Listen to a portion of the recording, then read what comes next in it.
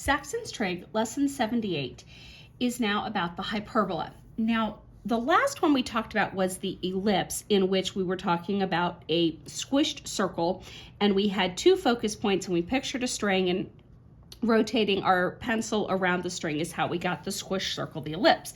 But all of the ellipses we did had centers at 0, 0. You would expect that the next thing we would talk about is the ellipse where the center is not at 0, 0, but they hold that off for another lesson, and they go ahead and they shift gears to the hyperbola, which, if you remember, comes from your two cones, and what you slice your plane through cuts off a corner here, making a parabola, and a corner here, making another parabola. So you're getting mirror image parabolas, and that's your hyperbola. So two parabolas, mirror imaging is a hyperbola. Hyperbola, some people call it that based on how they're trying to spell it, but it is a hyperbola.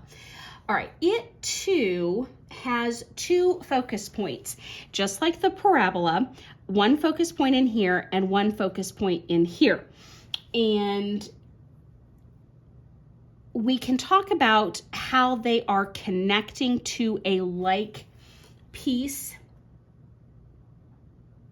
but I'm just going to go ahead and jump to their standard equation for a hyperbola. So just like the ellipse, you've got a number underneath, you've got your x squared, and you've got your y squared with a number underneath, the b squared, and it equals a 1. All of that is identical to your ellipse. The difference is one of them is a minus, so that you know which piece, which direction it's going. So when the y is negative, you know that you are going to have your vertex points on the x-axis and it's opening sideways.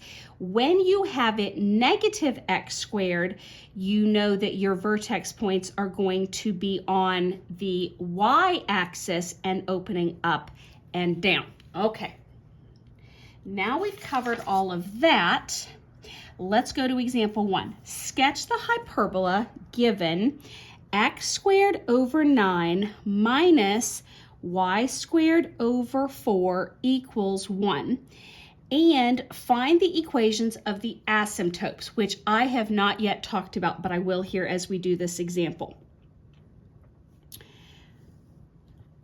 My center is at 0, 0 because there are no numbers attached with the x and the y at this point.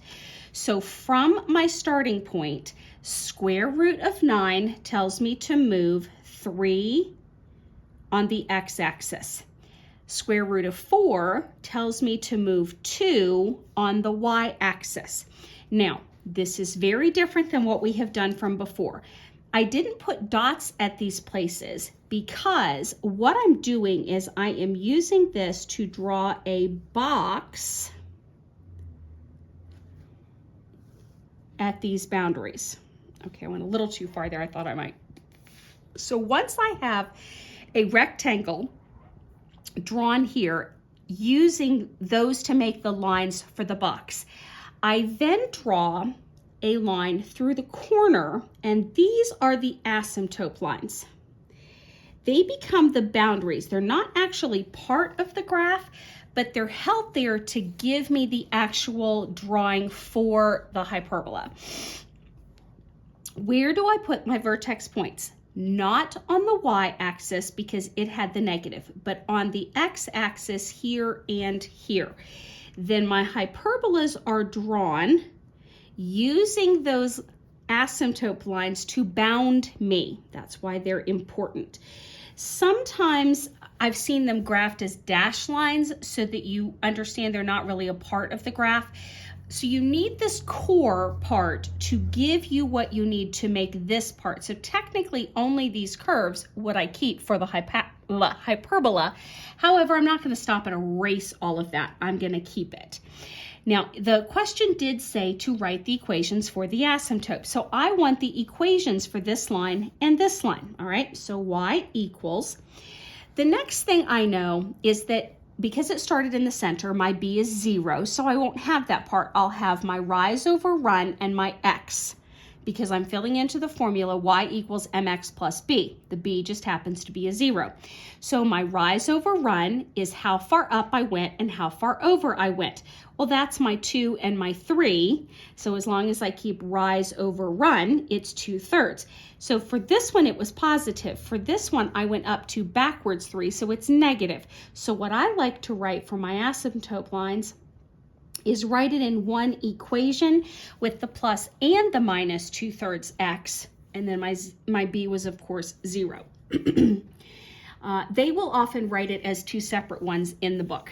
Now that you've got the basics down, let's look at example 2. Sketch the hyperbola for y squared over 4 minus x squared over 25 equals 1. And find the equation of the asymptotes. All right, so we graph. Square root of 4 is 2 on the y line. Square root of 25 is 5 on the x line.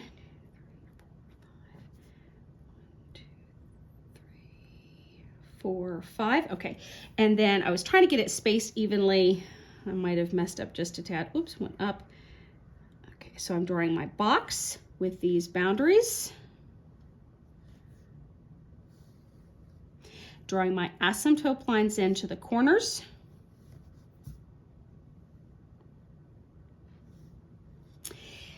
The x has the negative, so I will not start on the x's. I will put my vertexes on the y line, and then very wide parabolas. Got that one a little closer. These might have been, it was a bigger gap right there. But you basically get the idea. Here is your hyperbola, the two parabolas drawn, and it does, again, want the equations. So I know it's going to be y equals positive and negative something or other x. Again, I don't have the b because it's at 0, 0. And my rise is 2. My run is 5. There is the equation for the asymptotes. Moving on to example 3. I don't want to do that here. I'm going to start it here. So we have 4y squared minus 9x squared minus 36 equals 0. And it says, given that, write the equation in standard form, because it isn't, find the vertices, new question, and the equation of the asymptotes and graph it. So we know that it's supposed to equal 1. So to equal 1, this needs to move over. So we've got 4y squared minus 9x squared equals, and it's positive 36 when we move it. Divide everybody by 36 so that it equals 1. So y squared over, and 4 over 36 reduces to 1 over 8. No, 9. I knew that didn't sound right. Minus x squared over, and then 9 over 36 reduces to 4, 1/4. Here is my equation in standard form. Okay, graph it. So on the y line, going 3. On the x line, going 2, because I've square rooted that number.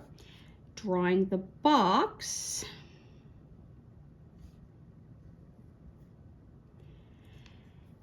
Asymptote lines. X has the negative, not on the x-axis, on the y-axis. So my hyperbola, sorry, that was hard to do there at the bottom of the page. Oh, too far. Okay, you get the idea. There's my hyperbola graphed. It now wants to know, what are these vertice numbers? So it's 0 and up 3. And it's also 0 and down 3. So I'm just going to write them as positive and negative 3 for my vertices. And then finally, it wanted the asymptotes. So we know it's going to be y equals positive and negative something x. Don't have the b because it's 0. And then rise is 3. Run is 2. So the asymptotes are positive and negative 3/2 x. Don't think we missed anything. Sketch it, find the equation. Oh, wait, sorry, I was reading the wrong one. Equation in standard form, find the vertices in the equation, the asymptotes, graph it. Yep, we have done all the parts it asked for.